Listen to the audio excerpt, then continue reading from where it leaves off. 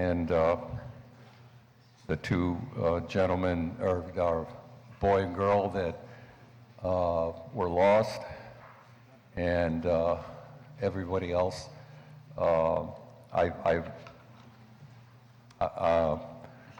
I'm tragic. It was tragic event that happened, and our thoughts and prayers go with them. Onward now to upward. The projects in the 4th District. Actually, I'm going to change the order a little bit. Starbucks is coming to the 4th, across from White Castle, and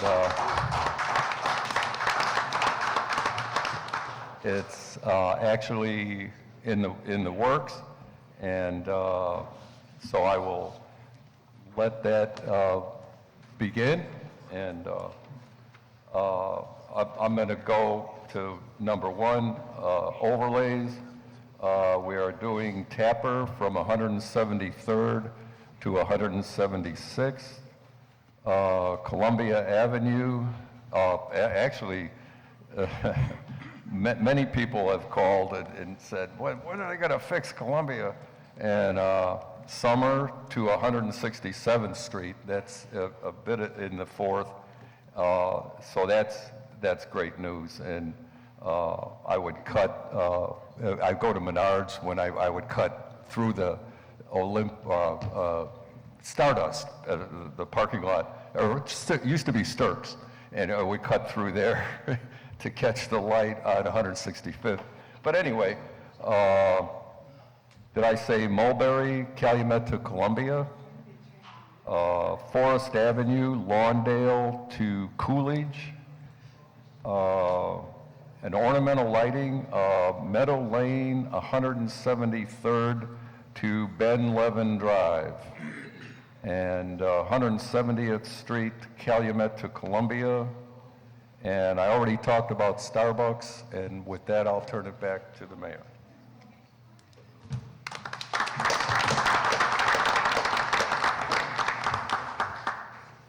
Thanks, Councilman Emerson. Welcome to Mayor's Night Out, everybody. As we typically do at the beginning of Mayor's Night Out, we introduce the department heads. Mayor's Night Out is run in the audience by the Hammond Special Events Coordinator, Eileen Ibarra. It's good to see you, Eileen. Welcome. Also in the audience, we have Alexandra Stahura. Thank you very much, Alex. Alexandra McCormick, excuse me. And we'll go ahead and introduce the department heads. So. Hello, Mark McLaughlin, Water Department. Megan Flores, City Controller. Jim Talon, Park Department. Chris Campbell, Information Technology. Juan J. Moreno, Economic Development. Bernie Grizzlia, Hammond Fire. Sharon Daniels, Personnel and College Bound. Jeff Smith, Port Authority. Jeff Long, Police Department. Kevin Smith, Corporation Counsel. Scott Miller, Chief of Staff. Ron Novak, Environmental. Brian Poland, City Planning. Dean Button, Engineering. Ann Taylor, Planning and Development. Owana Miller, Community Development. Chris Sakalaris, Legal Aid Clinic. Mylan Krasinski, Sanitary District. Jack Smith, Sewer Maintenance. Kelly Kearney, Inspections Department. Felix Gonzalez, Public Works. Bill Luter, Code Enforcement. Bob Vale, Building Department.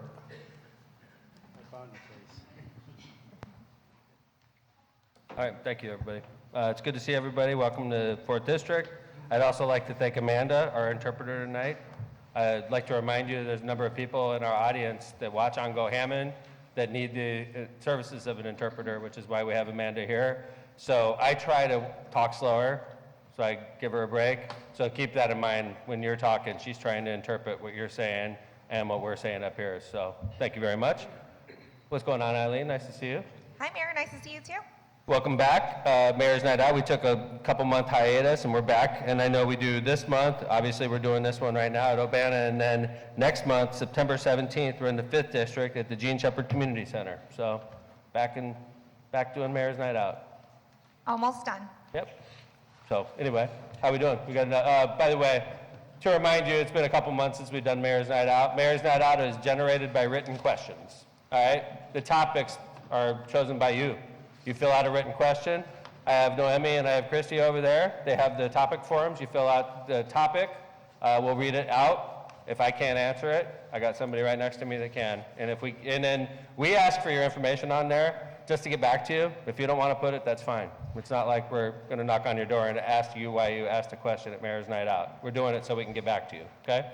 So those are the rules. If we're talking about a topic and you want to add to that topic, raise your hand, okay? If we're talking about a topic and you want to talk about another topic, put in a question. Don't change it by raising your hand. That's the only rule we have. It's like, try to stay on topic. And we respect the written questions. So if somebody takes the time to write out a question, we're going to stick with that topic. So, all right, let's do it. I don't know how many of these we've done. I've been mayor a long time. We used to do 11 a year, and then about 10 years ago, we cut it down to 6 a year. So I'd say we're at a few hundred Mayor's Night Outs at this point right now. Mayor's Night Outs usually last 2 hours. You know, sometimes it's 1 hour and 20, sometimes it's 2.5 hours. So we just keep going until we run out of questions, okay? Welcome to Mayor's Night Out. It's good to be back. So, hi. First question, if parks close at sundown, why do we allow people to shoot fireworks in Riverside Park after 2 a.m.? Okay, good question. First off, parks closed by city ordinance at sundown, right, Corporate Council? That's correct. And, you know, we do a pretty good job in the Hammond Police Department. I know the Community Affairs does a pretty good job getting out to each park. We know what parks people usually try to hang out after sundown. So I know that the Hammond Police Department's been real good about getting to those parks. And you'll see them at night. They put their lights on and they drive through the park. And most of the people in the park know what that means. That means pack up your stuff and start moving out. And it seems to be working. Honestly, we've been doing this a couple years now. Captain Saravi, right? A couple years we've been doing that patrol. Yes, sir. At the close of, you know, and it seems like it's helped. We used to have certain parks where a lot of people would hang out, and then sometimes after hours, we'd have to go back, you know, and the officers would have to go back and do their job, and it seems like that's been helping. Now, Corporate Council, again, fireworks are a completely separate set of laws, correct? Like, whereas we control parks with city ordinance, whereas fireworks are controlled by state law, true? That's true, and of course, fireworks aren't allowed in the public parks either, but you're right, Mayor, they are allowed during certain times of the year because the state law preempts any local ordinance. But I forget what the dates are, but if you know them, you're pretty good at usually remembering these, Mayor. I forget when it ends after July 4th. I think it's the 5th or something like that. Yeah. Jeff, It's yeah. widely ignored. Yeah, and so it's. I mean, probably PD could answer this better than me, but I think, you know, they're running around trying to chase who's doing the fireworks and doing the best they can, but it is illegal technically. The question is, can you catch them? All right, Chief Long, good to see you. Assistant Chief Long's here. Chief, you've been a police officer for how long in Hammond? 36 years. And you were there when fireworks were illegal and then when they were legalized again, right? Yes. And it seems, I don't know, I'm not a police officer, but I've been the mayor and I worked with you guys for a long time. It seems sort of hopeless to try to enforce, you know, even like what Kevin said, shooting them off in a park. For goodness sakes, there's hundreds of people on July 4th shooting them off in parks. What are you guys supposed to do, right? Is that sort of a helpless feeling when you're a Hammond police officer and everybody's breaking the law right in front of you? I mean, it seems like that's what's going on. Yes, especially during the 4th of July season, we're getting hundreds of calls, and we're trying to respond to other types of calls that are more of emergency, so you can't respond to those. Now, if this person is talking about right now, they should not be any Agree with you. fireworks It's right now. a whole different situation right now. Absolutely, yes. Right. There's a short period of time during the 4th of July that they're allowed to do it to, I believe, 10 p.m., and then once that ends, there is no time frame for them. But yes. Okay. There's always a But but. we always hear the fireworks going 2 in the morning. Yes. You know, just because, and it's sort of a helpless feeling, I imagine, if you're a police officer. It's like, hey, we sold you these bombs. You're not supposed to light them off. Absolutely. Right? Absolutely. It's like, why sell the bombs in the first place if we're going to try to regulate it, right? Right. And unfortunately, they put that on the police department, and we cannot possibly, I can't tell you how many calls we get on the 4th of July and the nights before and after, there's no way we could respond to all those calls, because some of them are unfortunately something else than fireworks that are more important. We try to respond to those first. Some of them are gunshots. Gunshots, absolutely. Because we have dummies in society today, dummies, that think that if you fire a bullet in the air, that it magically goes into orbit and it doesn't come back down to Earth. They're dumb people. And we have dozens and dozens of these dummies that live in our city. And they celebrate the 4th of July in a dumb manner by firing guns in there because they're stupid. And when this happens, we passed a law in Hammond to sue them. And I take pleasure in suing them. I do. Kevin, how many times have we sued residents that fire these guns into there?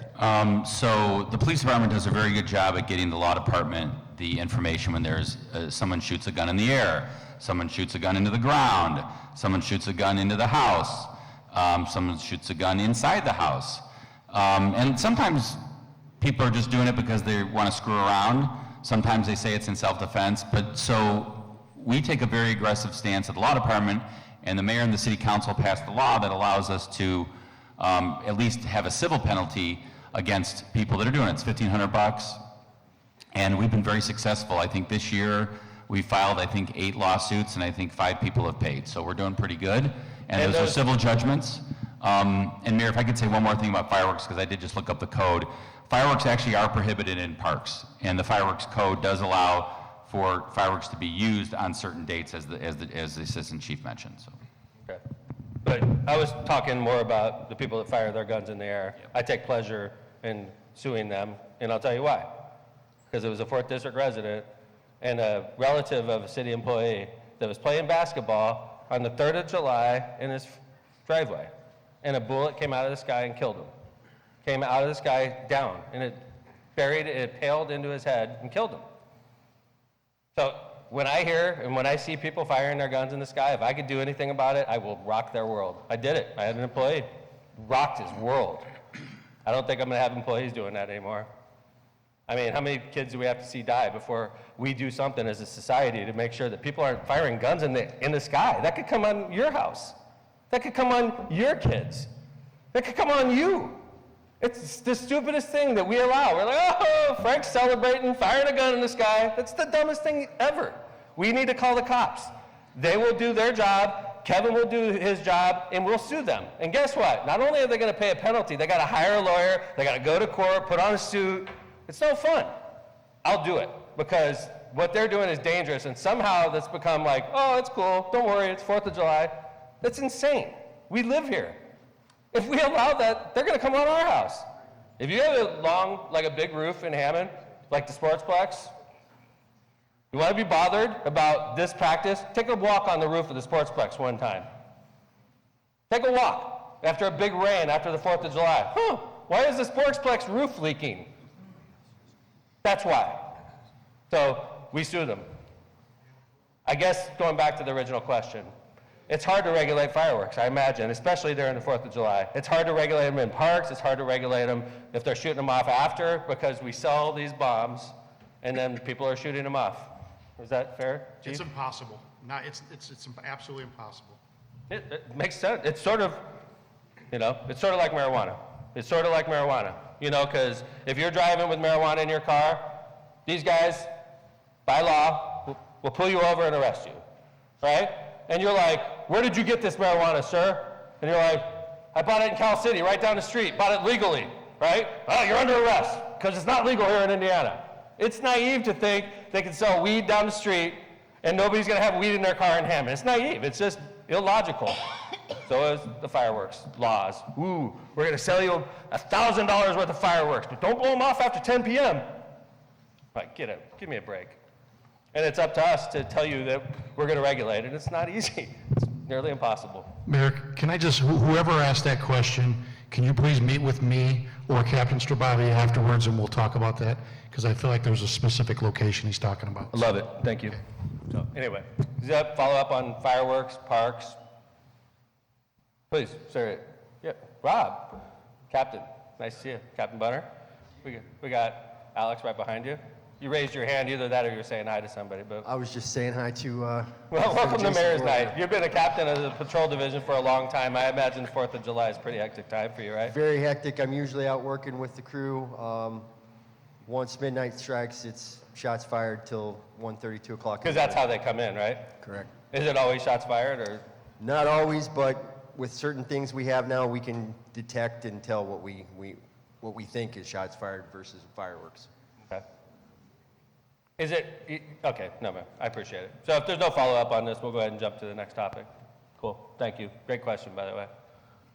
A resident has. Real quick, before we get in, that's part of the reason I oppose the golf cart ordinance. That's part of the reason. Is because realistically, these guys are gonna have to support it. They're gonna have to enforce it, because nobody else is gonna enforce it. And people are gonna break the law with their golf carts, they're gonna be driving them everywhere. And then people are gonna be coming to Mayor's Night, these golf carts are out of control. And it's like, when are you guys gonna start arresting these golf cart drivers? That's where we're going. That's why we killed it at the very beginning. It's an unsafe practice, in my opinion. And I'm glad the council did what they did, and I'm glad I supported their actions, so, anyway. Changing topics, a resident has some concerns about last Monday's sewer water backing up into homes. Oh, good. I'm not sure if that resident wants to No, speak up no, or. I'm glad this topic came up, so let's go ahead. If you don't mind, if you weren't watching the city council meeting, if you were watching the city council meeting, you're gonna hear the same statement I made twice, okay? But I imagine a lot of people in here probably didn't see the council meeting, so if you don't mind, we'll start off with this and then we'll talk about the flood event. On August 17th to August 18th, we had, between late Sunday night and Tuesday, Hammond saw between 6 and 8 inches of rain. Robertsdale took the heaviest hit. Although it was a citywide event, it seemed like Robertsdale definitely took the heaviest hit out of the city. At the peak, our wastewater treatment plant was moving 160 million gallons of water a day. Now keep these numbers in mind. That plant is rated for 70 million gallons. We were doing 160 million gallons through the plant. We're not even treating it at this point. We're moving water into the CSO basin, which is the Columbia Avenue Retention Basin. You see that, it's over there right by the plant. Okay, you see it when you're going down Columbia Avenue. The Columbia Avenue Retention Basin was filled completely and discharged over 100 million gallons of partially treated water into the Grand Calumet. We're literally just trying to get the solids out of the water before we put it into the river and it goes into Lake Michigan. This is a CSO event reported to the federal government, and that 100 million gallons that was in the catch basin would have been in our basements were it not for that catch basin. So we got lucky that we had that catch basin, and it's a CSO event that's reported to the government. The water, even after the storm, the flows stayed high at the plant, over 70 million gallons per day until Sunday. A week later, the plant was still pumping 70 million gallons a day. Finally caught up a week later from this storm. We received around 200 reports of basement backups across the city. About half of them were in Robertsdale. Every pump station was running at maximum capacity during the storm, and we had adequate personnel at all times stationed. This was a rare, high-volume event that pushed our system beyond its normal limits. I want to thank our sanitary district crews who kept operations running around the clock. I want to say how truly sorry I am to the hundreds of families whose homes suffered damage from this storm. And I'm giving this apology out of compassion because I've also lost a basement, and it's no fun. I'm saying sorry because we feel personally for you that lost so much. We know the heartbreak, we know what you're going through, but this is the fact, guys. Storms like these are not going away. We just have to watch the news. It was Charleston a few days ago. Next week, it's going to be another place. These storms are getting more intense every year. Seems like every year between mid-August and early October, we face more of these monsoon-like rains. That's why it's so important for all of us, all Hammond homeowners, to do what we can to prepare our homes for the possibility of flooding. Promise you, we're always going to keep working hard to prevent this, but at the same time, it's also incumbent upon us as homeowners to protect our property as well. So I wanted to start off with that, and I'm available to answer questions to the person that wrote out the question. I'm sure there's more. Hi, sir. Could you get a microphone to you before? All right. How you doing? Okay.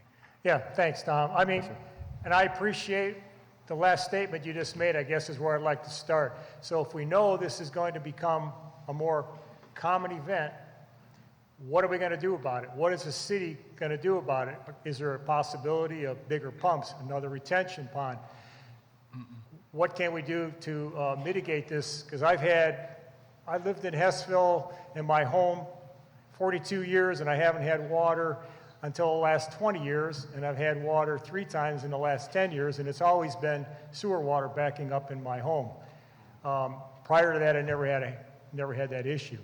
I do know, I could tell you that part of our consent decree with the federal government that we're working through, we have another 12 or 13 years to complete.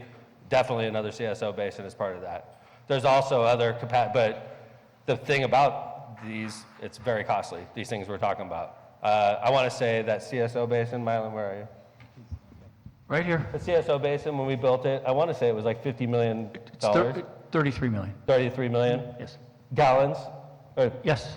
And then how many gallons is it? 33 million gallons? It holds, right. But it was 50 million-ish, if I remember correctly. The dollar amount? Yes, close to that. So that was in old numbers too. So, and I'm not making excuses, but you have to understand, let's say right now, yes, sir, you're right, we're going to build another storm basin in another part of the city to help us, right? It's a $75 million project. We'd have to immediately go to the ratepayers, which is us, and say, okay, now we have to raise our rates because we have to do it 70. I mean, so this all costs money is what I'm trying to say. I'm not saying your idea is poor at all. I mean, listen, what's happening is not acceptable, but it's super costly what we're talking about, and that makes it more difficult. I follow up on that. Yeah. If you could clarify something, because I'm hearing this rumor, and I just want to hear I'd it love from it. you. Please bring it up. Is that Hammond takes Highland and Munster's stormwater into our system? That's true. Is that true or not true? Yes, sir, that's true. We're partners with Munster. Munster's part of our government that runs stormwater, but we've had contracts with Highland, Griffith, and Whiting since before I was born. And Highland, Griffith, Whiting, and Munster is our partner. So yeah, that's true. So and if you look at that storm, I did a screenshot of the storm, I put it on social media, and I'm not saying everybody's got social media, but the storm covered our entire service territory at one time. Not just Hammond. It covered Whiting, it covered Highland, Griffith, Munster. It was like a perfect storm. I hate saying it, but I'm not making excuses. I do know there's a lot of repairs that we have to do in the coming future, but that's a double-edged sword. It's great because it'll reduce the number of basement backups, but I'm going to get my butt kicked because I'm going to come out here and there's going to be 3 times this number of people at Mayor's Night Out complaining about their new sewer bill, you know? Mayor? Yes, sir. If the real question is, why don't you prioritize Hammond over some of the surrounding communities, I'll let you know, at least up in Whiting, that's what we did. We shut off the valve from Whiting to come into the Robertsdale pump station because we were overwhelmed. So we do that. They do that when we hit their flow rate, right, Mylan? Yes, It's not like we could just shut it and say no more water. Because they contract with us, right? They do. And they say, I'm sending you this much water in peak events. And if they hit that, you have every right in the world to shut the valve. exactly. And it's automated, Mayor, and Whiting actually did come to the table and said, we're going to slow everything up. We have to. And then we have the same types of contracts that Scott was talking about with all of our customers. And if any of our customers exceed their peak flows, we have the same rights with them. And this is stuff that was fixed recently, believe it or not. Within the last 10 years, we fixed those contracts to give us more rights as a city. We didn't have, when I took over as mayor, we had hardly any rights as a city, and we're the ones taking all the water. So, is there anything else you wanted to add, Mylan, on that? I sure do. This was a flash flood. We saw what happened in Milwaukee about a week and a half ago. They had 12 inches of rain in less than 5 hours. This was a flash flood that happened in Hammond, East Chicago, Gary, Whiting, Munster, Highland, Griffith. And with a flash flood, it's very difficult to control anything other than the water moving as quick as it can. We have where the ladies are, raise your hands, there you go. On the table, there's a basement backup protection program we have, and basically everyone could qualify for that. It's not income-based, it's you make the application, you go through the right steps and process, And we, at the Hammond Sanitary District, give you a check back for $2,000 if you reach that amount when you put in this backflow preventer. So it's the homeowner taking charge themselves of their own home. So to take it a step further, to show the problem that we have with this program, is we have a great program where we reimburse you money if you take the initiative in your house and you fix your basement. Literally makes it impossible to flood because the water that backs up in your basement is unable to because of the check valve that we screw into the floor of your basement. So it'll hold the water into the system, but it'll allow water to flow from your house into it, but it'll prevent it from backing up. Okay, it's a wonderful thing. I flooded in my basement. I swore I'm going to do this. I'm sick and tired of this. I still haven't done it. It's like $4,000, and I'm like, there's so many things I'd rather spend $4,000 on, and besides, I haven't flooded in so long.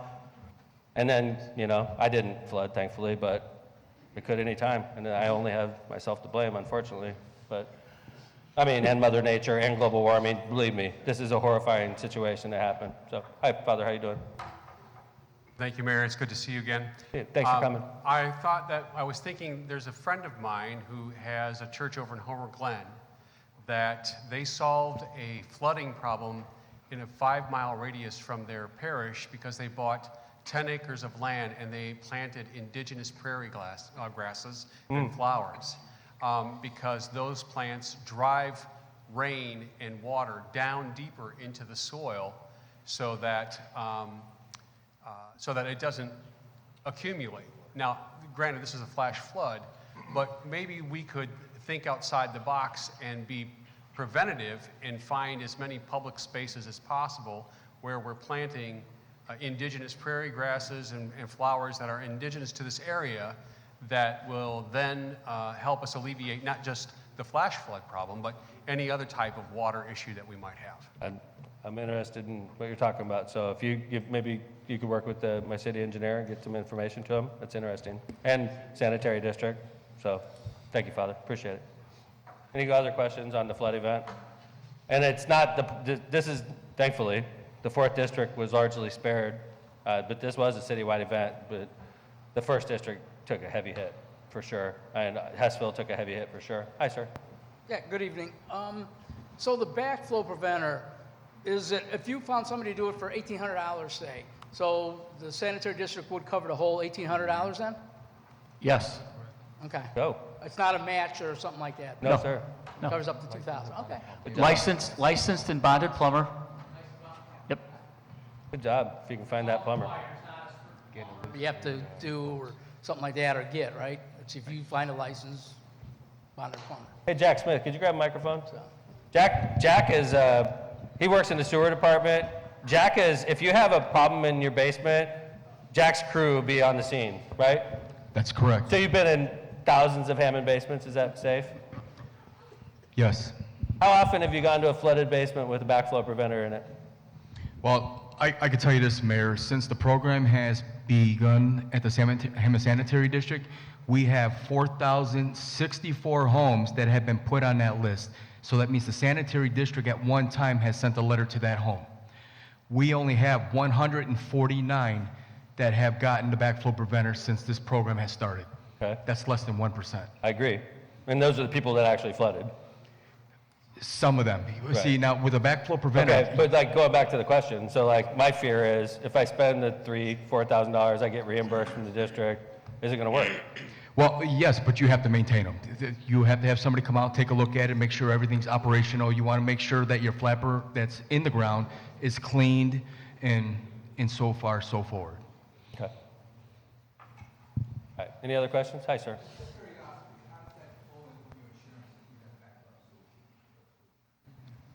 Say it again, sir. How does this program, how's it implemented? If you already have like backup sewage insurance, are you still covered with that? I would say yes, because Yeah, for your home to actually have a backup insurance, that's a separate policy that you have to ask for. When you purchase your home, they give you regular insurance. They don't tell you about backup insurance. I can tell you firsthand on that. And to me, sir, you're making your home even safer from backups. They should be happier putting that in.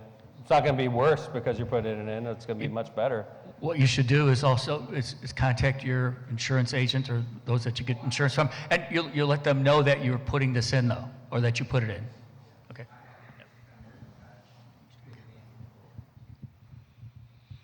Cool. Any other questions on this?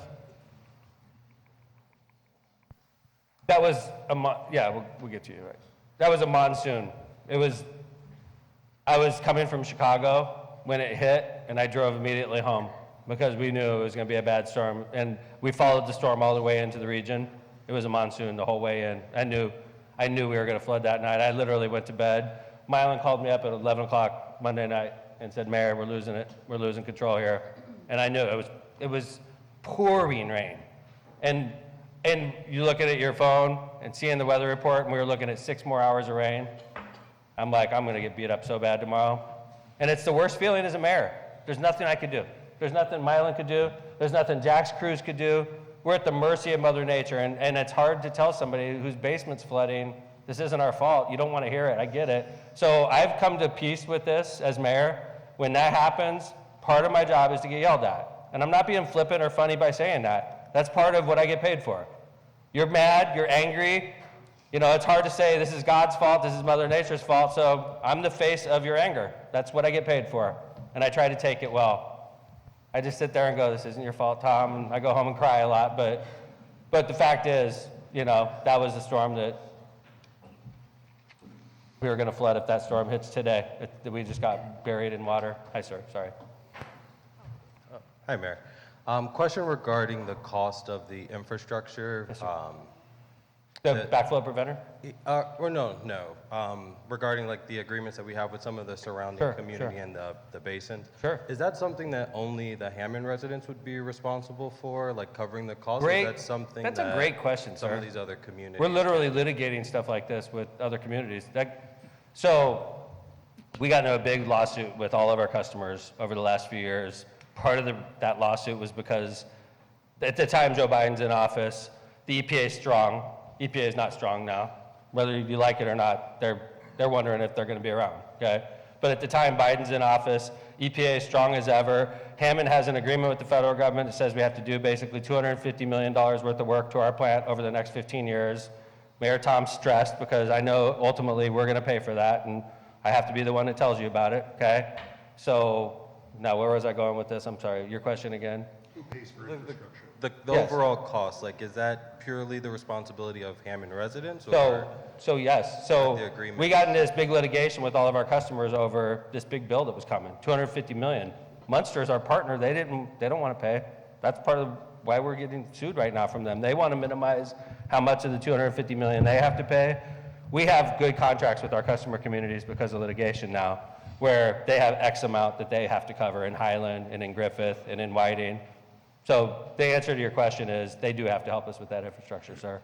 And it's their water sitting in that basement, just like it's Hammond water sitting in that basement. So, but it's not like an agreement the McDermott administration made with these communities to take their water. These things were on the books since like the 40s and the 50s and the 60s. We're going way back, okay? And they're decades-long contracts. Mylan, is that a fair statement? Yes, Mayor. Yeah, like long. Like, I think we renegotiated contracts that were made in the 1960s, and they were in effect since that time. So these public works contracts are decades long because they have to be. You have to know where you're going to get your water if you're a town like Munster, right? So thank you for the question, sir. Hi, ma'am. I just have a question for my own knowledge. In the past, when our basement has flooded several times, Keith and I would be down there for like hours just bailing water out of the basement.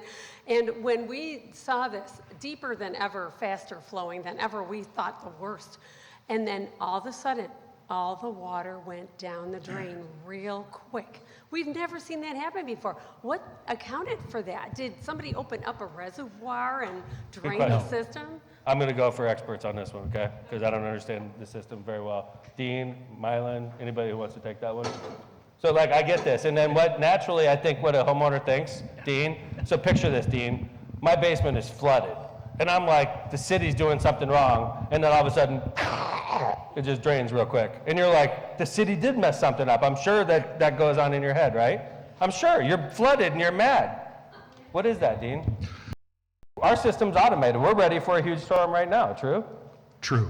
Yeah, every pump comes on, all the operators are working to make sure that we're dealing with the storm. Just think about it in general, right? So when the storm comes, it starts slowly and then picks up, and it exceeds the capacity of all the pumps we have, right? So it's above that point, so it's storing, the storm is storing water in the street, in your basement, on flat ground, in areas that drain well. We get, I think I figured out, we get 400 million gallons every time we get 1 inch of rain across the city. So just say roughly That's half, just across Hammond, too. Not counting Munster. Not half a counting... billion gallons of water, right? And I figured that we have the pumping capacity to move 1 billion gallons of water in a 24-hour period, right? So when you get a 2-inch rain, it's going to take all day for that water to go away. But the storm event comes and it peaks and it comes down at a rate that the pumps won't keep up, right? The pumps aren't keeping up, so it's backing up in the basement. The pumps continue to run, and the storm subsides, and then as the storm starts to come down, it gets to the point where the pumps sort of can keep up, and that's what you're seeing, is that quick drawdown, because now the pumps have dealt with that initial surge, and then as it tapers away, the pumps are running at full capacity, and you see this quick drop, which people equate to a valve has been opened. Well, it's not. Everything is running at 100% capacity, running full speed, putting that water where we can, and dealing with the storage in the system until we can catch up. I hope that's clear. I think it's like, I think about it like a bathtub. If I take a big bucket of water from my pool and I dump it into my sink or something, it goes back into the sink until it can finally catch up, right? And then it catches up and the water flows down, so. Could catch up, and here we go. That was I'm so sorry, ma'am. wonderful, I'll tell you, because I envisioned the worst. It's horrifying as the mayor when that's happening. It's horrifying. And there's nothing, it's horrifying. There's nothing I could say to make it better. It's just, sometimes I wish it happened to me so I could say, it happened to me also. It's easier. It happened to me before, and I was convenient, but I was dry this time, unfortunately. The 5th was spared. Seemed like the 6th got nailed. Definitely the 1st got nailed. So, any other questions on this? By the way, think about what Dean said, by the way. You said 1 inch across the city of Hammond equals 500 million gallons. We got 8 inches. 8 inches in like 30-something hours. Right, Miley? Yes, sir. From Sunday? Well, really, when you think about it, because we had a concert on Saturday, that concert got rained out, and it was pouring. So it really started Saturday, and it didn't stop. Saturday night to Sunday morning. It was brutal. It And, was a and brutal just storm. imagine, so the ground is already saturated with water, fully saturated. The lines are saturated, right? They're trying to catch up. And then Monday night just added to the drama. Something on a personal note, so Saturday night to Sunday morning, had all that rain. My basement was dry. I've got a sump pump, and it was working. Everything was going well. Sometime Monday night to Tuesday evening, because I didn't get home till Tuesday evening at some point, the sump pump went out. I went to my electrical box. I was praying that it just threw the breaker. It didn't. So the sump was out. I ended up with 7 inches in my basement. Clear water, clean, right? Came up through the sump. It's all from around the foundation of the house, but 7 inches. And yes, ma'am, it did go down that quick. It was amazing, but everything got caught up. So I'll still be cleaning my basement for the next 3 weeks. And Mylan got mad at the city also, and he works with us, so. I want to thank you all. I'm sorry about that again. I think that's the best thing I could do is just apologize, and like I said, just accept your frustration and like try to reflect that frustration with the people that are trying to fix the system and make it better. But 70 million gallon system for our city is appropriate. I mean, it works 364 out of 365 days a year. Quite frankly, it works 365 out of 365. But maybe every 2 years you'll have one bad day. And it's a bad day when that happens, and that happened. It stinks. So I want to thank the elected officials in attendance, if you don't mind. Start off with our host councilman, Bill Emerson. Good to see you again, Bill. Thank you. I want to thank Councilman from the 2nd District, Alfonso Salinas. Good to see you, Councilman. I want to thank the Councilman from the 6th District, Councilman Scott Rakos. Thank you, Councilman. I want to thank Councilwoman at Large, Janet Venez. Thank you very much, Councilwoman. I want to also thank Adrian Santos, our North Township trustee. I want to thank Councilman at Large, Dan Spitali. I know former Councilman at Large comes to Mayor's Night Out a lot. Bob Markovich, good to see you, Councilman Markovich. Thank you. And I would be remiss, I know a gentleman here, he's a Hammond guy. He's not an elected official, but he's a retired ATF agent, and I see him at Mayor's Night Out, and I don't know if I should be worried or honored. It's good to see you, Jason Gore. Jason Gore is a retired ATF agent. Good to see you. Thanks, Jason. Went to Hammond, hi, so good to see you, Jason. Let's go ahead.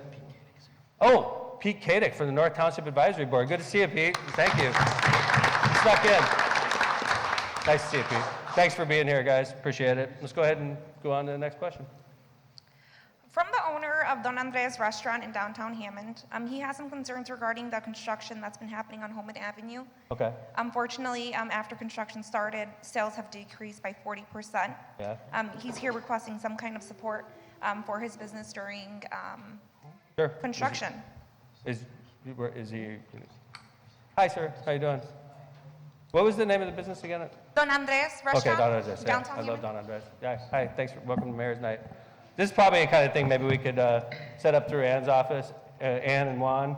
Maybe you guys could set something up so we don't have to talk about it publicly. You know what I'm saying? But I mean, I appreciate you being downtown. Obviously, with what happened downtown, it was rough with Coleman Avenue. I think it's appropriate for us to get together in the mayor's office. Okay? If you guys don't mind, is that cool? So my staff's all right here. These guys will set up a meeting with you and we can talk about it privately, okay? Thank you guys, thanks for being here. And thanks for staking it out downtown, and help is on the way. That's the good news. I know you see the bank, and it's, last I heard, 80% capacity? 89% capacity, and we're working on a big development for downtown Hammond. It's massive, residential, so help is on the way, sir, okay? So I think it's totally appropriate to meet in the mayor's office and talk about things like that, okay? So thanks for coming to Mayor's Night. Yes, sir. You touched on two of our next questions. What businesses or restaurants are showing any interest in locating to downtown Hammond, along with what's the latest word on building more apartments in downtown Hammond? Yeah, that's, I'm not going to mess up a development that we're working on, but there's a company, it's a very well-known Indiana company that's very successful with condos and large residential units, and I don't want to say it's upscale, but it's market rate for sure. It's the kind of development we don't have in Hammond. I would really like to see this development happen, but we have a significant gap between what they need and what we have. So we're seeing if it's possible to bridge the gap. And if it is, it could be up to 600 units we're talking about in downtown Hammond.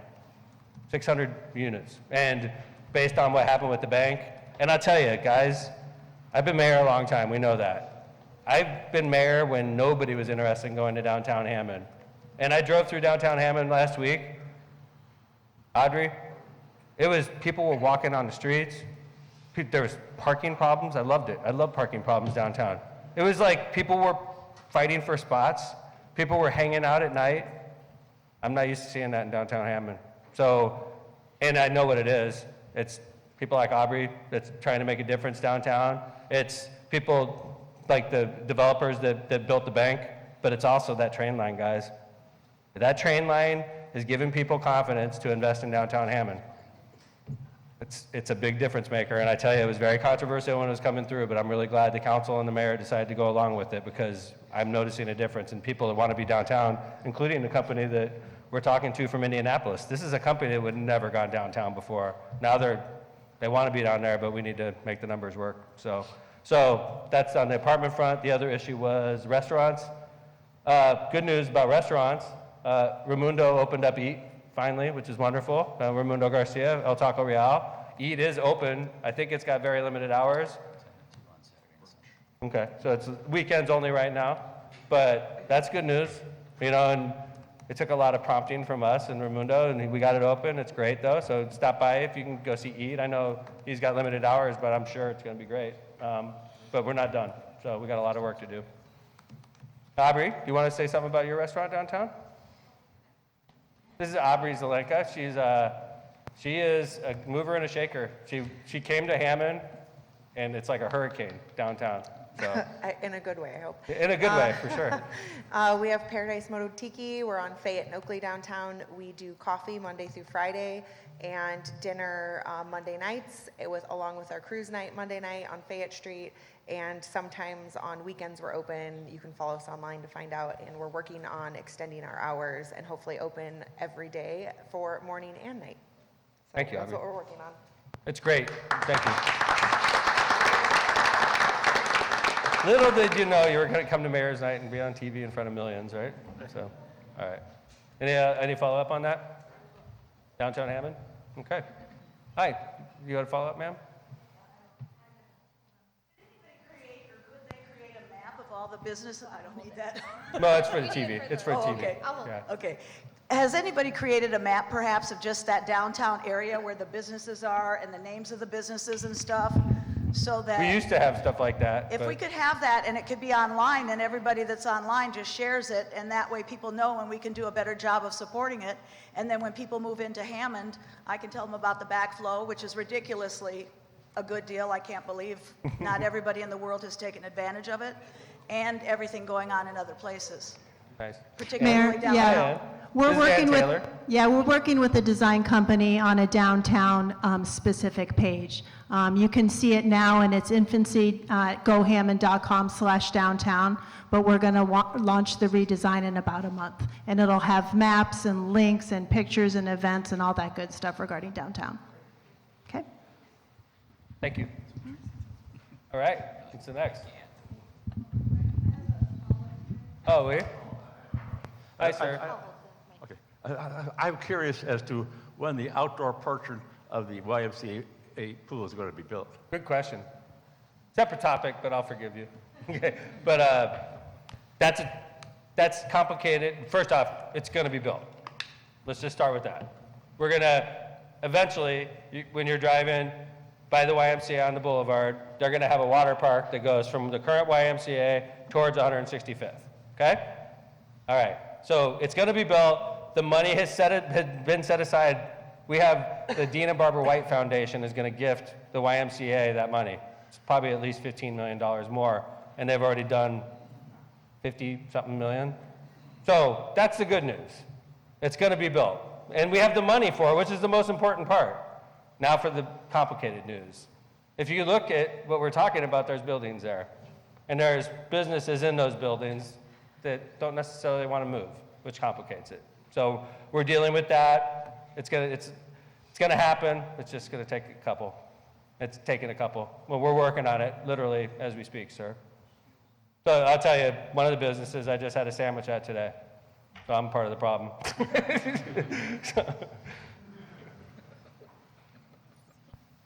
Any other? All right, let's go ahead and jump into the next written. My next question is regarding the South Shore train station. Sure. I know we have a presentation. Do we want to get started on that? Segued right into it. Dean, why don't you come over here?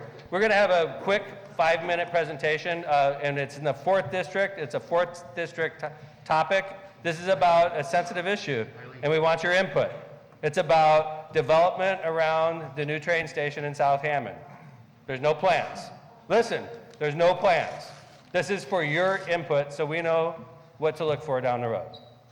We have stayed away from this station with TOD, like I promised you back in the day.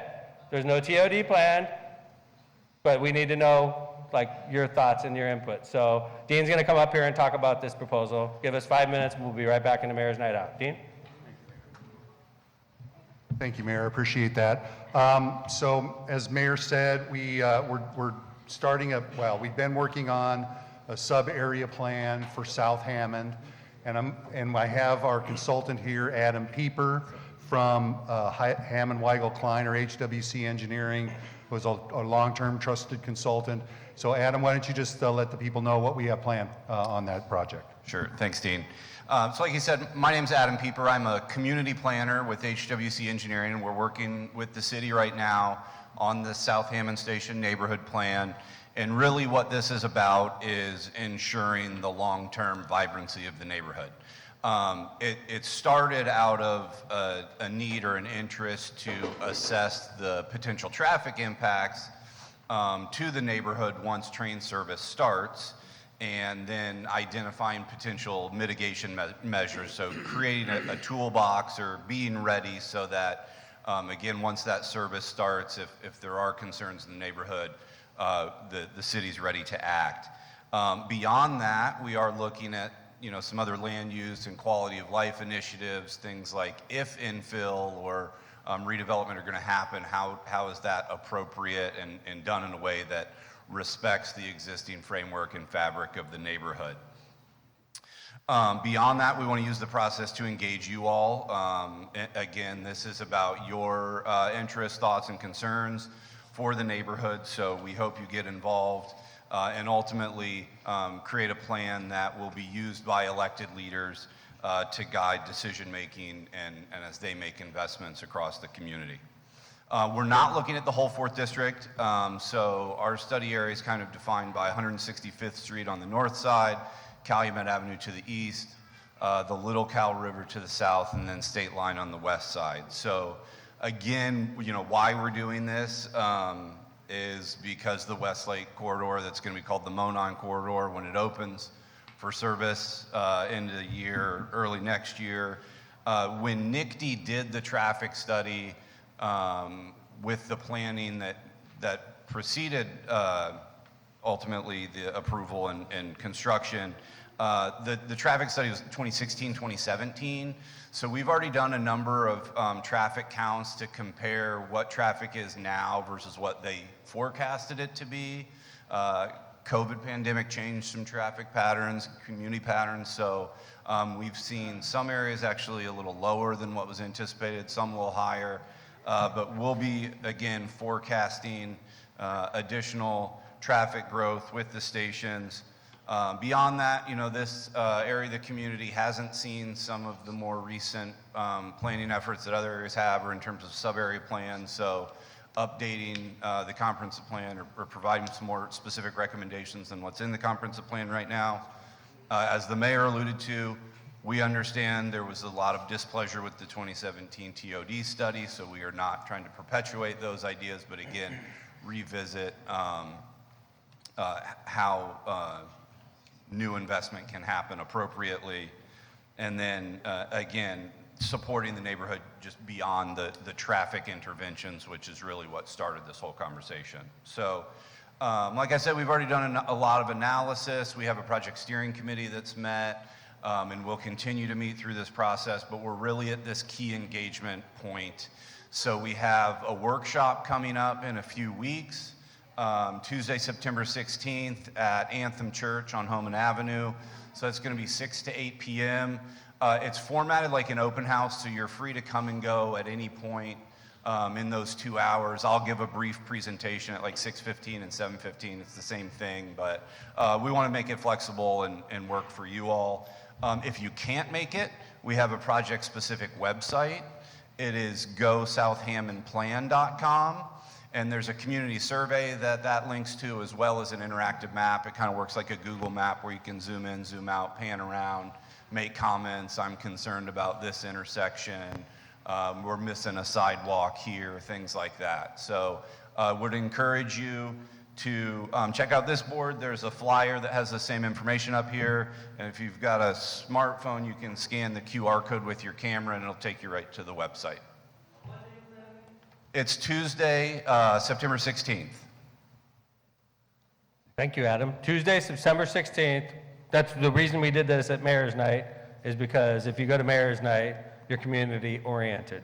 So Adam wanted a chance to speak in front of a group of people that would be likely to help him out with this study, so we decided to put him up here, and I appreciate you coming out here. That's Adam Pieper from HWC Engineering. Could you give him a big round of applause, everybody? Thank you. Thank you. Thanks, Adam. All right, let's jump back into the program.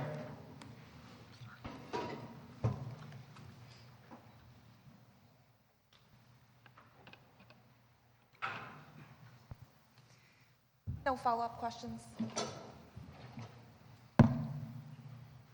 Does the city have any intentions to have an indoor tennis court? We have pickleball courts, we have bike paths, but no indoor tennis courts. I'm not going to say no, because who knows what happens, but pickleball developed because of demand. America seized upon this new sport, and everybody wants to play it, and we were jumping on the trend, and it's been very successful for us at the Gene Shepherd Center. I could tell you literally every court is filled. And I could also tell you as far as the outdoor courts, and Jim's over there, with the outdoor courts, we've converted some of the tennis courts. It's not a permanent conversion, but we literally changed them, and you could turn tennis courts into 2 pickleball courts, and we've been doing that because some of our outdoor courts don't get enough play, and it seems like more people are interested in playing pickleball, so we've turned some of our outdoor courts into indoor courts, but I imagine, I'm not opposed to, if the need develops for an indoor court, to have one. Have you heard much of a need, Jim? I have not heard a lot of requests for it outside of the pickleball there. What you said was Pulaski. We have 1 tennis court and then 3 pickleball courts on the other tennis court. But outdoor we have, but nothing indoor. Right. We do have a number of outdoor courts. I know we have them in Riverside has. Harrison Park.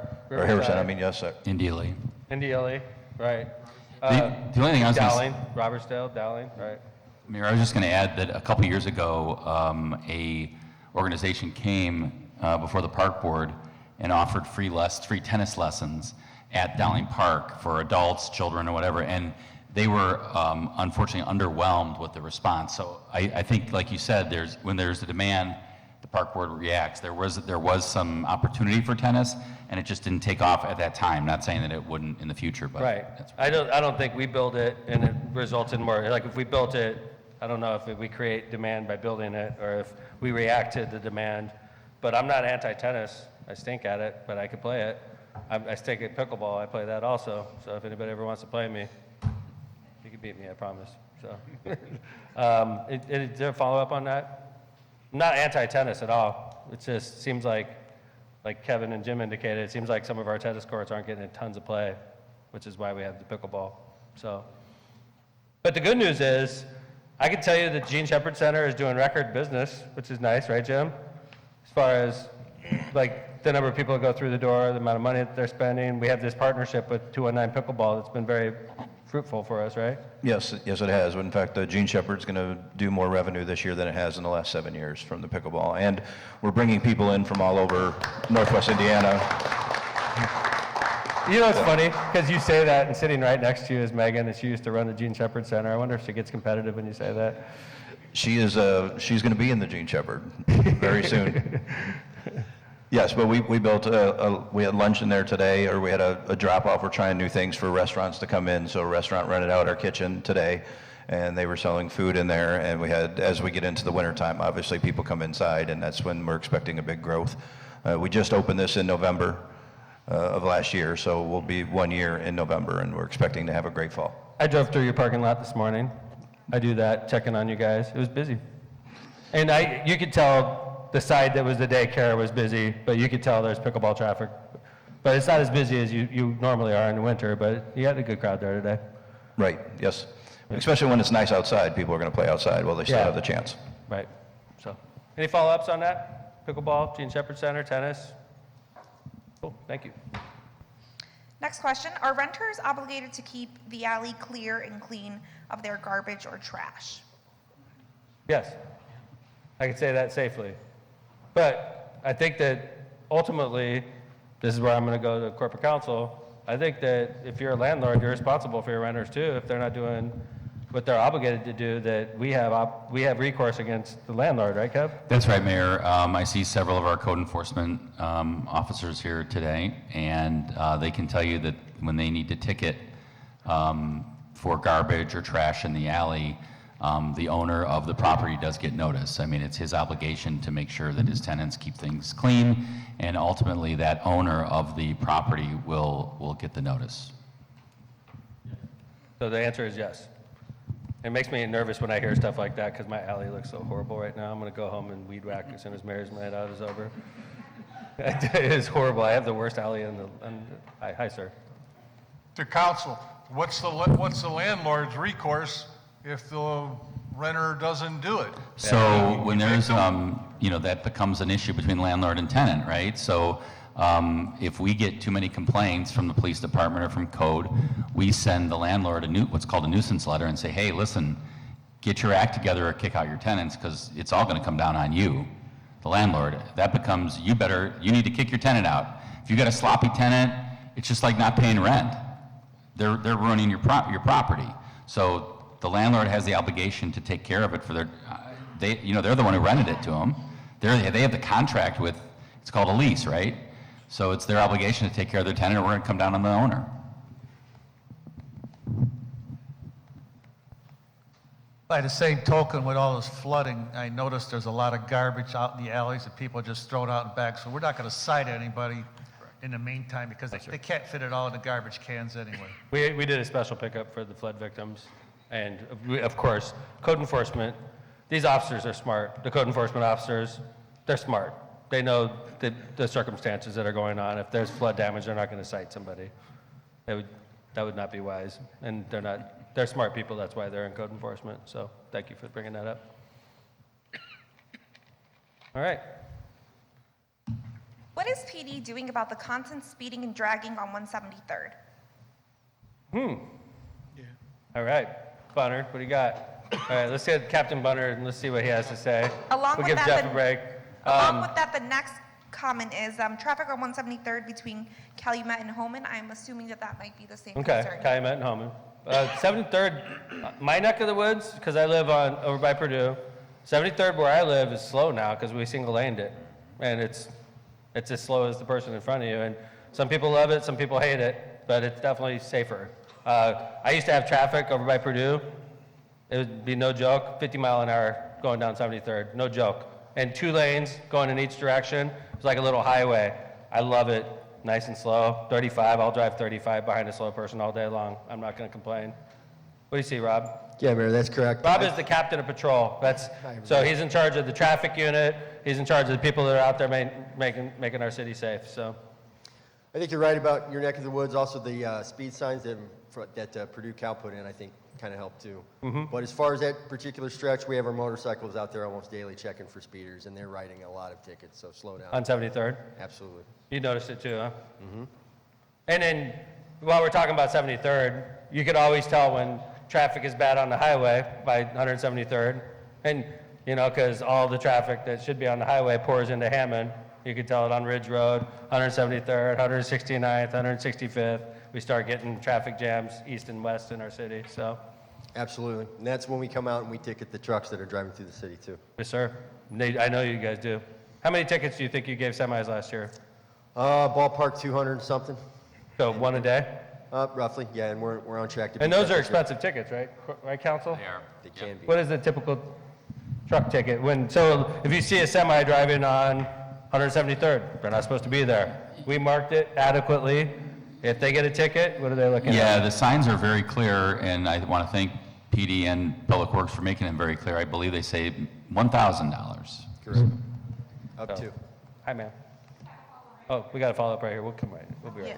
Okay. Yes. When are they out there, the police? Because usually after midnight is when they're speeding and dragging down 173rd Street from White Oak Avenue all the way down to Southeastern and to Indianapolis Boulevard. Okay. And today, before I came to this meeting, there was a black Dodge Charger was speeding so fast down the street. I was afraid that I was going to get hit, Okay, with ma'am. my car. And Did stuff you fill out a coming. question, ma'am? Pardon? Did you fill out a question? Yes. Good. I'm going to forward that to PD, okay? And we'll go out there and watch it for you, okay, ma'am? That's part of the reason we like it when you guys put your address down on the question so that I can give it directly to Captain Bunner, and Captain Bunner could forward it to the lieutenants and the sergeants that are out there regulating the traffic. So thank you for filling that out. Hi, ma'am. My name is Janice Birmingham. I live in the 7200 block of Madison. And 173rd is a total nightmare. Yeah. I have had an accident making a left turn, took out the whole passenger side of my car. They ran the stop From sign? a man that ran the stop sign. I have video of people constantly not stopping, a lot of Illinois cars. I take the street frequently to Homan because my daughter lives in Munster, right by the Munster train station, and to take my grandson to school in Lansing. But I never see, I would think they could make a lot of money in tickets. Yes, ma'am. The worst time of the day is 8 o'clock Morning. in the morning and 5 o'clock. That's Okay. when my accident happened.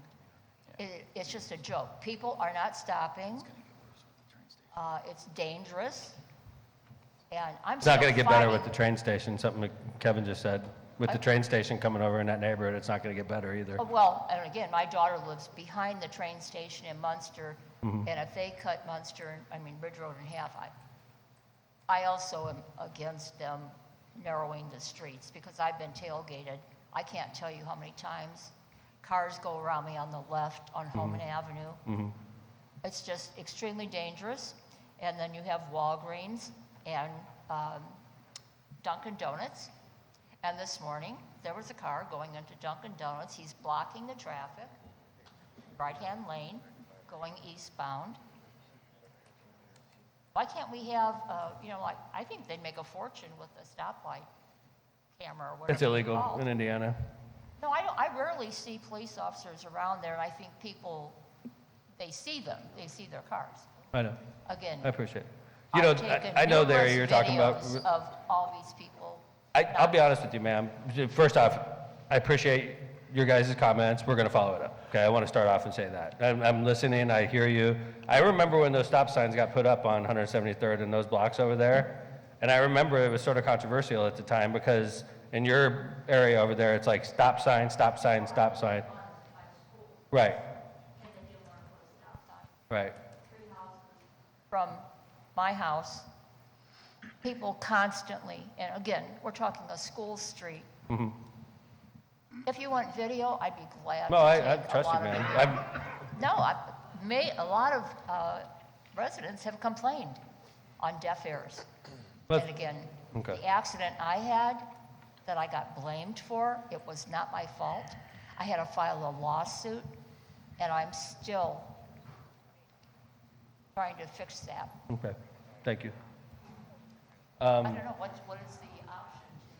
I would think they could make a lot of money on tickets. I know. A lot of Illinois cars. I'll be honest with you. I don't know anything about what Dean has to look at when they're doing stop signs, but I remember when those stop signs put up, there was no engineering analysis done.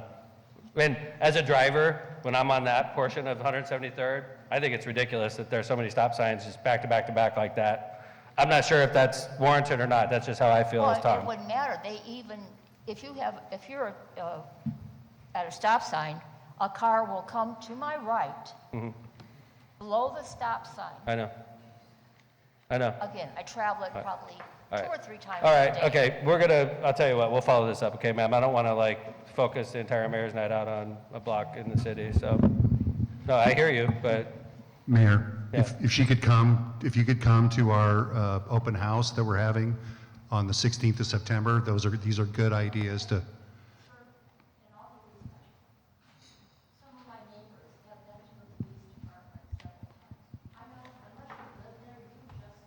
Get it. Thank you. And the one plus about the train station, there was a cleaners. Right there. And then there was a karate Yes, ma'am. And I thought that might be a great place for a coffee shop or something. appreciate it. What you're bringing up is legit, obviously, and, I'm sorry. Okay, okay. Thanks. All right, let's go ahead and do the next question. What is the update on the Golden Manor apartment balconies? Good question. Mayor. Scott just did a tour, the chief of staff, had a feeling this was gonna come up, so I made sure that Carmen and Scott did a walkthrough today of Golden Manor. Why don't you go ahead and explain where we are, Scott? Sure, Carmen has a wake tonight, but Yeah, I was at Golden Manor today, and I got to tour it, and we are going through unit by unit and doing renovations on the property. This is public information. The building wasn't built the right way by the original developers. So when we took ownership of it in 2023, we have been doing the work to bring the building up to spec. There was significant water damage in many different areas of the building.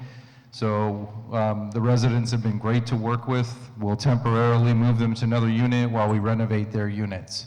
Now the question about the balconies, the initial cost estimate to install the balconies the right way, because the whole building has settled as well, which has created some other challenges, but is over $2 million to do the balconies at Golden Manor. So, long story short, we are trying to go through a process of being able to get a new market tax credit to renovate the building. Because right now, the only revenue that building gets is just from the rents. And many of those rents are significantly reduced because of the people we're serving in that building. So it's enough money to do the unit by unit renovations. It's not enough money to do a major capital investment like $2 million. So we are working with an attorney that specializes in this kind of work so that we can get that significant cash and be able to not only do the balconies, but address all the areas of the building finally and completely, Mayor. So the city of Hammond, after a lot of litigation, took over this property, as Scott indicated, towards the end of 2023. We've been in there over a year now, and it's very costly, but we're going to be doing it, but it's going to take a couple to get it done, so as Scott indicated. So anyway, we had a feeling that was going to be asked, so we made sure and got into that building today. So we have a number of questions left, and I want to try to get through these, so why don't we go ahead and start knocking them out. When will the apartments on Memorial Park be built? What's that? The Memorial Park project? Yeah, what about it? If there's going to be apartments being built there? Not apartments. If so, when? It's a senior assisted living center is being built there. And I want to say about 30 homes. Does anybody remember exactly? 28. It's pretty close, 30. 30 homes and a senior assisted living center, sort of like the one we built on Soul Avenue, the one right over there across from the Civic Center. We built the new senior assisted living center over there. It's very similar to that project. That project is delayed, but still moving forward. I think that's accurate. You know exactly, Scott? I do. They needed to apply for a tax credit from the state, and there's a new governor and everything else, so they're optimistic they're going to award it, but they won't know for sure if they get the award till October. Once they have the award, it's full speed ahead. And as far as the homes, that's a lot easier. That's in our control, right? Yes, we're continuing to do some of the site development. Ann could probably answer better when we would expect to have those lots available for purchase. We're thinking early spring, we're going to do a live auction, similar to what we did at Clark Field. Cool. There you go. Good update. So we'll know more on the Senior Assisted Living Center in October, it sounds like, and in spring, we'll start doing the 28 lots, the auction for that, so. Next is a concern regarding spending over $500,000 for new SUVs for department heads that get free gas and insurance and drive outside of the city that don't have seals on vehicles. How much do they have to pay for the cars and trucks that are being used by these department heads? Department head use of vehicles?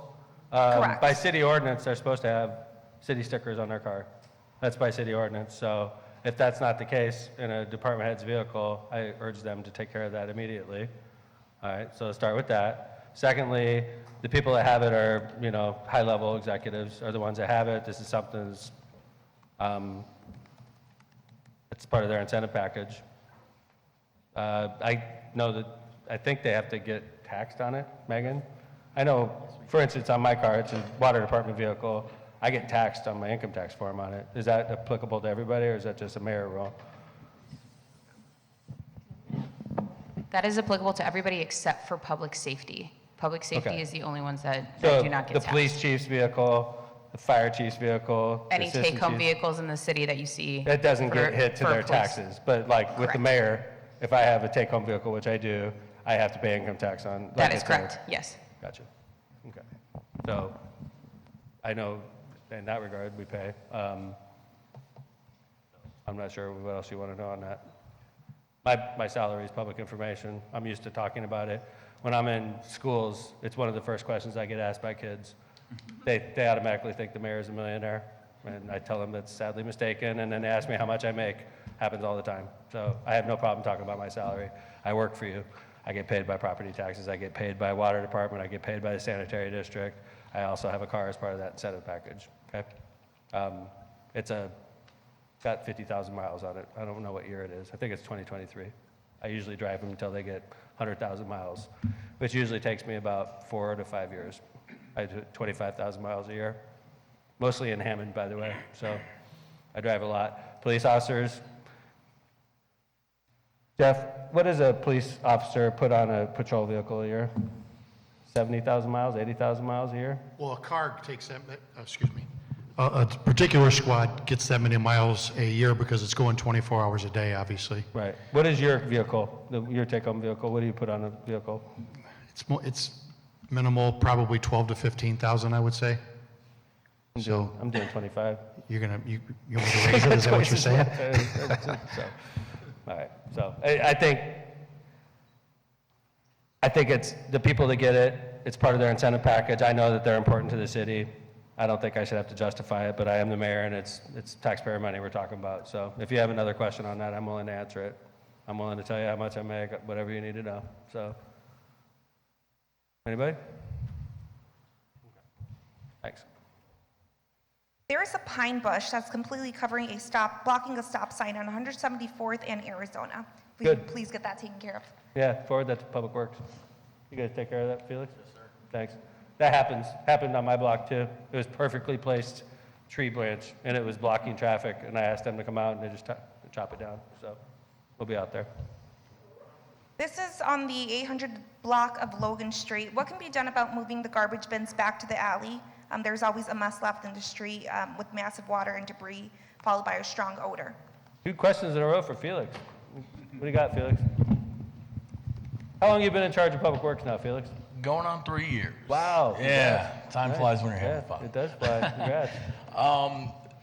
We did that based on the tightness of the alley. There's overgrowth, and those alleys are pretty tight. I have actually pictures. I knew this one was coming if you want to see them. But recycling gets picked up on the street. It's a lot easier. The alleys are very tight, and we're having trouble getting through, picking up the trash and everything like that. It's tight. So Okay. that's why we did it. So you feel it's safer to do it the way we're doing it? It is. I think so. Yes. Because, and then, even though maybe, we'll come to you, I promise, sir, okay? I promise I'll come to you, okay? But I also see the other side of this. They get sent to law department when one of our drivers clips a fence or hurts your property, we get sued for it. So you got a guy that's trying to be careful so that we reduce the number of claims to Kevin's office, and of course, it rubs people the wrong way. It's just yin and yang. Yes, sir, we're coming to you, okay?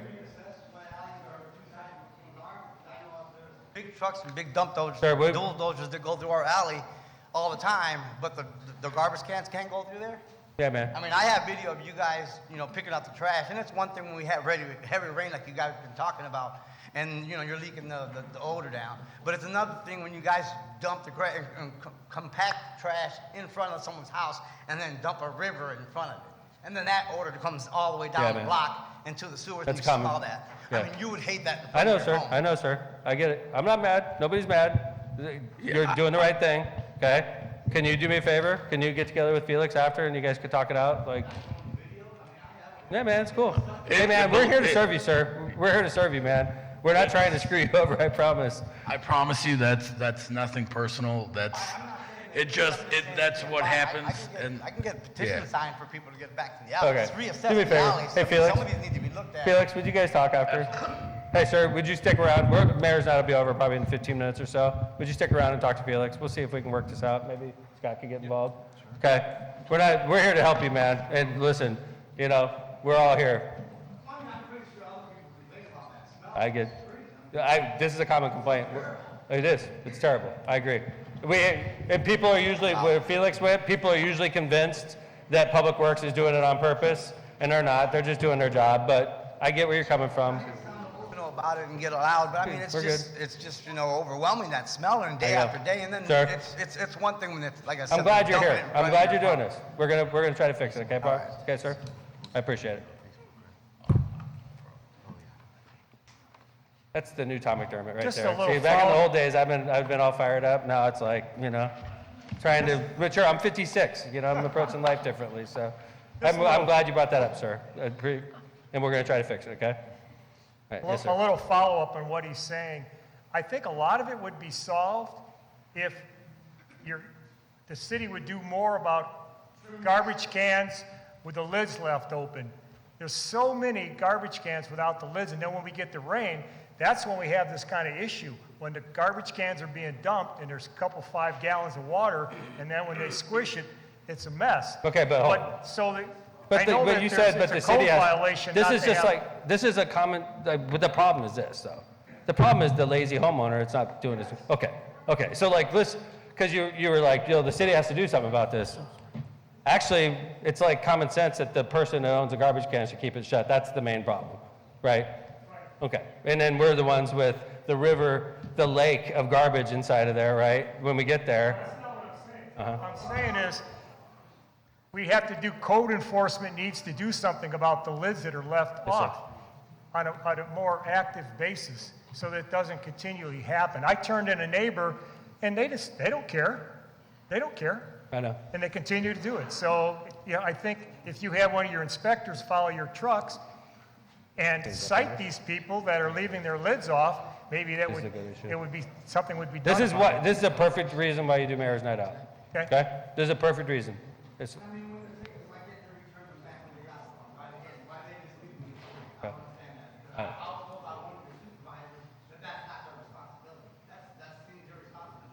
All right. We have, okay, yeah. I appreciate you guys' criticism, okay?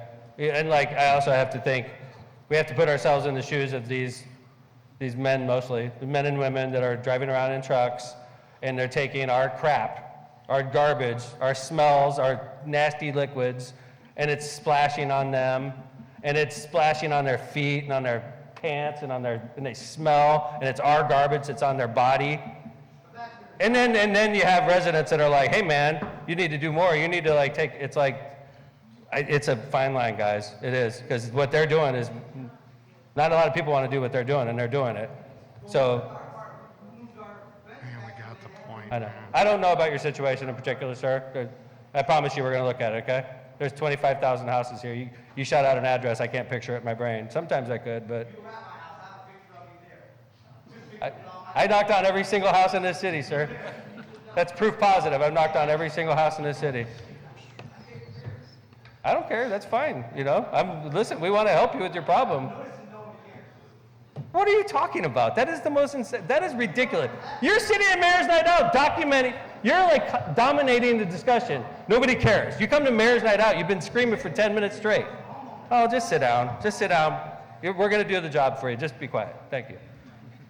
Let's go ahead and do the next question. There is a 3-story building on the 1100 block of 173rd. This resident is wondering if it's a house or what kind of building is it? 3-story building on, The 1100 block of 173rd. Not sure if that helps. anybody? Not sure if the resident is still here. West side of Columbia. Who can picture it? I think it's the blue one, right? The blue one? Yeah, the blue one in between Tapper and Columbia? Yeah. All right, I don't know what you're talking about. Between So, Howard and Jarnaki. That is a residence. What? Well, That my is a question- residence. It's what? It's a residence, a house. A 3-story? Oh, is it the one they just built with no Yeah, front door? no windows. No on the windows. side. Right. Yes. Why Okay. is it just, I just thought maybe it's like a rehab center or No, something. you know what, ma'am? That looks weird. I agree. Yeah. When they were building it, I was like, because there's no windows. And there's no steps to the front door? There you go, ma'am. That's the one. We're all talking about the same thing I now. was just curious. It's just a regular home with no windows. Correct. God bless. Okay. Yes, ma'am. Our last comment for the night. All right. Thank you for My supporting. favorite comment of the night. Thank you for supporting Quiet Zones. Thank you for I love quiet zones.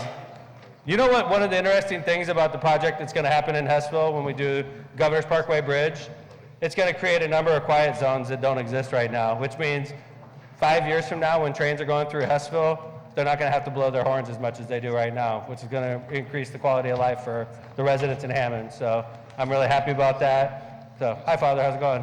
We got one last comment from Father over there. How you doing, sir? So I want to say thank you because it was June 4th that you gave me an appointment in your office. Yes, sir. And I did a lot of homework Yes, you did. on that issue, and you respected that. Yes, sir. When you do something I don't like, I will let you know that, but I think it's also fair that when you do something that I really appreciate, that I wanted to come out and give you props for that. Thank you, Father. Because initially, I was told that ain't gonna happen, no way, no how. And I began a process of calling all of my elected officials. And then I called your office, and you're the one that gave me an appointment. One of the reasons why this is important to me is because quiet zones raise property values between 4 to 10%. And there are funding mechanisms for them so that the city can be reimbursed by the federal government. The state of Indiana has a 90% reimbursement program for these, and what it requires is as little as placing one restrictive measure at each intersection.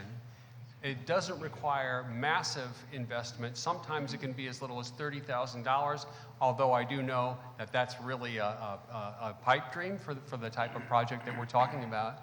But I hope that eventually we can do more of this, because I moved into Hammond a year ago. I put my money down. Thank you, sir. Yep, and I moved here because I believed that the college-bound program and some of the other programs made this community forward-thinking and forward-acting.